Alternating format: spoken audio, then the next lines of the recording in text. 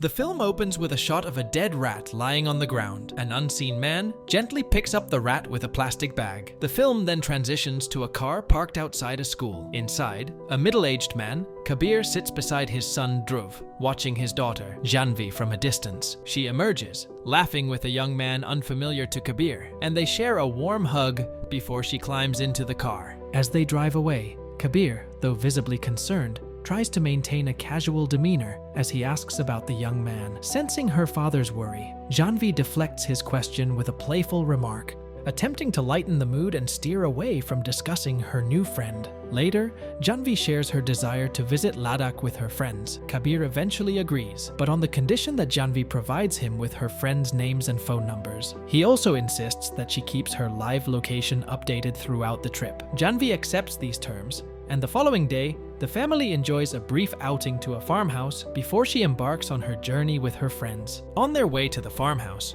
Kabir's family makes a stop at a restaurant for a meal. They order parathas, but Janvi decides not to have hers, finding it too oily for her taste. When Kabir attempts to order tea but realizes he's short on change, a stranger nearby named Vanraj Kashyap intervenes. He not only orders tea for himself, but generously offers 2 more for Kabir's family. Intrigued by Vanraj's gesture, Kabir warmly invites him to join them at their table. Vanraj quickly strikes a chord with Kabir's family, cleverly suggesting a trade of his laddu for Janvi's paratha, knowing children's love for sweets. Janvi and Dhruv playfully compete for the laddu, and Janvi ends up eating it. Afterward, Janvi feels strangely compelled. Despite her usual independence in choosing what to eat, she surprisingly complies when Vanraj insists she tries the buttery paratha. This unexpected change in behavior puzzles Kabir, who knows Janvi to be typically discerning about her food choices. Before leaving, Vanraj gives Janvi a biscuit and instructs her to eat it when they reach the farmhouse. Upon arriving at the farmhouse,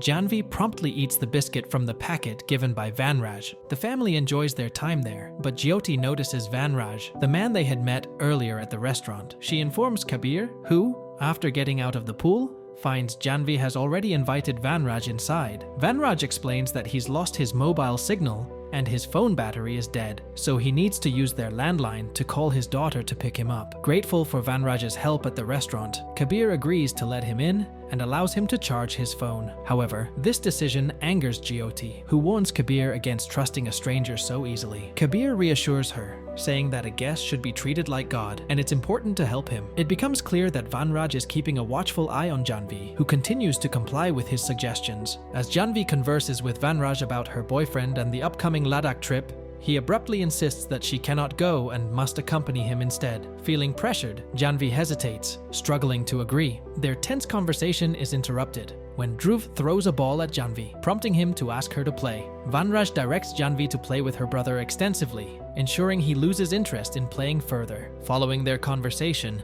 Janvi places Dhruv on a swing and starts swinging him vigorously, causing him to scream in fear, which catches Jyoti's attention. Concerned, Kabir and Jyoti intervene to stop Janvi, but Dhruv begins to feel dizzy. Kabir becomes visibly upset with Janvi, and Vanraj steps in, instructing her to apologize to her father. Surprisingly, Janvi immediately complies, leaving her parents astonished. During dinner, Vanraj continues to interfere in their family dynamics, acting as if he knows everything about them. He directs Janvi to call her boyfriend Vivan and end their relationship. To her parents' dismay, Janvi obeys Vanraj's command without hesitation. Kabir insists that Vanraj leave, but Vanraj refuses to leave, asserting that they won't be able to make him go. When Kabir attempts to grab his hand to escort him out, Janvi unexpectedly sides with Vanraj, pushing Kabir back and insisting that Vanraj is not going anywhere, which deeply concerns her parents. Her behavior becomes increasingly unusual and strange, emphasizing that she must do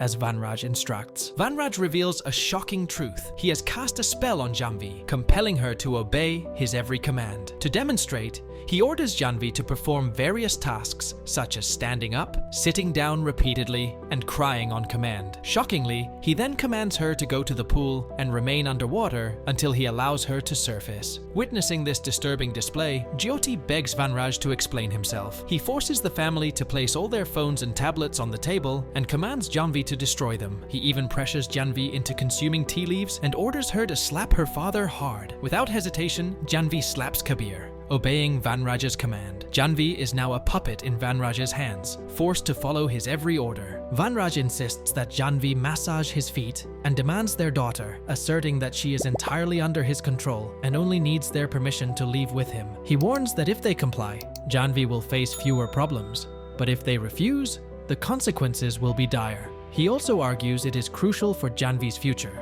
and claims her spell must remain unbroken. Despite Vanraj's threats and manipulation, Kabir and Jyoti refuse to agree. Enraged, Vanraj enjoys their distress and issues further threats. He kicks Janvi, upset that she didn't do it as he demanded. This prompts Kabir to physically confront Vanraj in defense of his family. In a disturbing turn, Vanraj commands Janvi to smash Dhruv's head. Despite Jyoti's attempts to intervene, Janvi complies. Later, the police arrive at the farmhouse after Jyoti covertly calls them using the phone hidden in the rice box. Their arrival offers a fleeting glimmer of hope to Kabir and Jyoti, but Vanraj quickly notices the officers at the door. Reacting swiftly, he orders Janvi to turn on the gas cylinder in the kitchen and sit over it, holding a lit matchstick poised to ignite. He then menacingly threatens Kabir and Jyoti, warning them that if they inform the police of the true situation, he will command Janvi to drop the matchstick, causing an explosion that will end her life instantly. Despite the palpable tension and the terror gripping their hearts, Kabir and Jyoti have no choice but to comply. They force themselves to behave normally, masking their fear and desperation as they converse with the police officers at the door. The police, unaware of the imminent danger inside the house and reassured by the family's composed demeanor, see no reason for concern. After a few routine questions, they leave, unaware that they have just walked away from a life-threatening situation. Kabir and Jyoti's hopes diminish as the police depart, leaving them to face Vanraj's sinister control over their daughter. Kabir, desperate to ensure the safety of his family, especially seeing their son, Dhruv's condition worsening, offers a substantial amount of money to Vanraj. He hopes that this bribe will be enough to make Vanraj leave them alone. Vanraj, seemingly agreeing, takes the money and exits the house, giving the family a brief moment of relief. However, their sense of safety is shattered when they see Vanraj outside, setting the money ablaze. He watches the flames consume the bills with a sinister smile, declaring his disdain for material possessions. He then reveals his true nature, proclaiming himself as a demonic figure with ambitions to dominate the world, viewing himself as an equal to God. Vanraj's control over Janvi intensifies. He commands her to repeatedly slap herself, relishing in her pain and humiliation. As if that weren't enough, he forces her to dance for him continuously for over an hour, pushing her to the brink of exhaustion. The twisted delight he takes in her suffering is evident, and Kabir and Jyoti watch helplessly, their hearts breaking for their daughter. Later, Vanraj instructs Janvi to fetch a knife from the kitchen. After she retrieves it, he cruelly falls asleep,